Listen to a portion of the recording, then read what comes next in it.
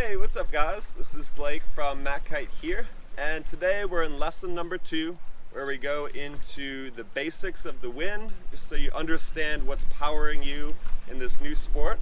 And we're also going into the basic safety systems that will save you if you ever need to let the kite go, how to bring it back up and all that.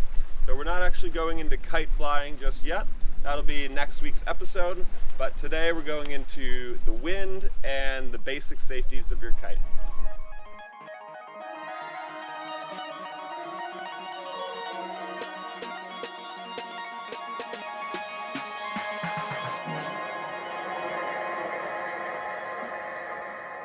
Alright, so secondly, we're going to go into wind, and feeling a little bit of wind right now. So as you can see, the wind is blowing onto my face and coming at me in this direction.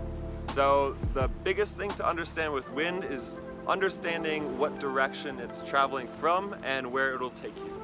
So if the wind is coming at my face right now this way, then with the kite it's going to pull me and take me downwind. So there's upwind, which is where the wind is blowing from, and then there's downwind, which is behind you. So the first thing you do when you get to the beach is you just put your arms out and get the wind to your back. So the reason you want to get the wind to your back is because you're going to be hooked into your harness, and then the kite will pull you downwind, which would be with the wind to your back. So that makes sense. You always want to just get to a beach and find where is downwind. So the first things you need to know when you get to a beach is where the wind is blowing and if it's safe to ride. You never want to ride in an offshore wind. And straight onshore winds are not recommended because it's just going to keep pushing you straight onto the beach. With an onshore wind, if you have a shallow, flat bay area where you can walk a ways out before you're getting deep, then you can ride an onshore wind. The most ideal wind direction is side onshore. So what that means is that the wind is blowing at a cross angle into the beach. So this is the best because it'll pull you out away from the beach, but then it'll pull you back towards the beach. If it's blowing straight side shore, which just means the wind is blowing along the beach, then what that will do is you can ride out and back. Just be wary of riding out too far and not being able to make it back. These are things that you need to know before you go to the beach and get to know your spots and what directions work for which spot. So it's always key to get together with the local kite community, and they will point you in the right directions and tell you where they ride and get up to date on their kite forums or Facebook groups or whatnot. So some things to look out for are you always want to check the weather before you go. Lightning, as we all know, is not good with the kite. Be very careful when kiting in storms. As a beginner, I would never kite in a storm. You're lucky if you're learning to kite now because it has come such a long ways over the years, and just all kites now are so much safer than they used to be. So you're in a good place, you're starting off ahead of the curve, but you still need to be very careful because the kites have a lot of power and you have to respect that. And the wind can change in a split second, but it's good now that we have all these easy, efficient, quick safety systems. First thing to do if you're ever scared is let go of the bar. That's the easiest first thing. Your kite will depower about 80 to 90% just by letting go of the bar.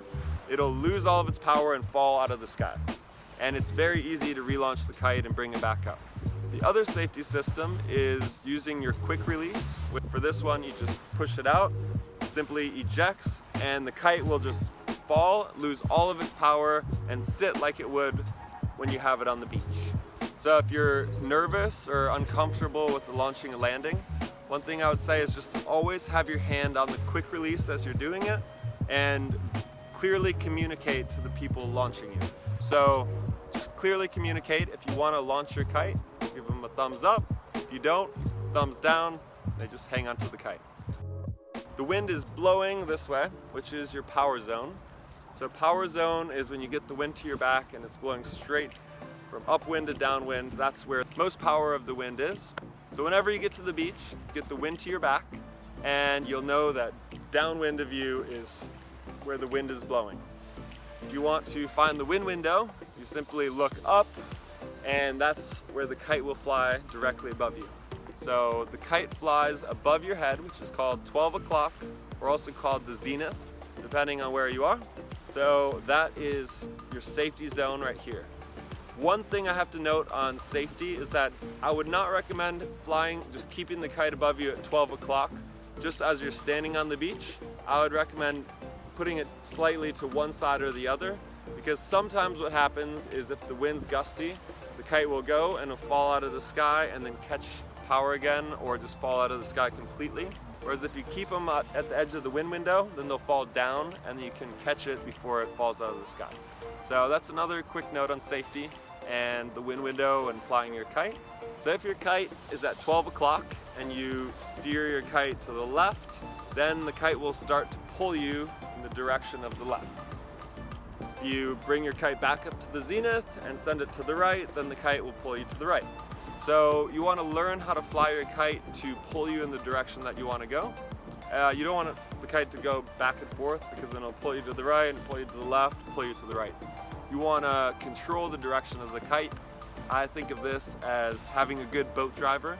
If you're water skiing or wakeboarding, you want someone that knows how to drive a boat to be pulling you.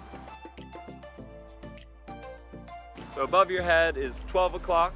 Over here we've got 10 o'clock. Over here we've got 2 o'clock. So if you just think about the kite, half of a clock face, if you just let go of your bar, your kite's going to fall to one of the two sides of the wind window. So whichever side it falls, then the kite will go down, and you simply pull on the top side of that bar to tighten the top line, and then it'll slowly steer back up in the wind window. Alright guys, so that's it for lesson number 2. I hope you enjoy, and as always, let us know what you think. Subscribe to our channel if you want to see more of these, and we'll keep them coming for you.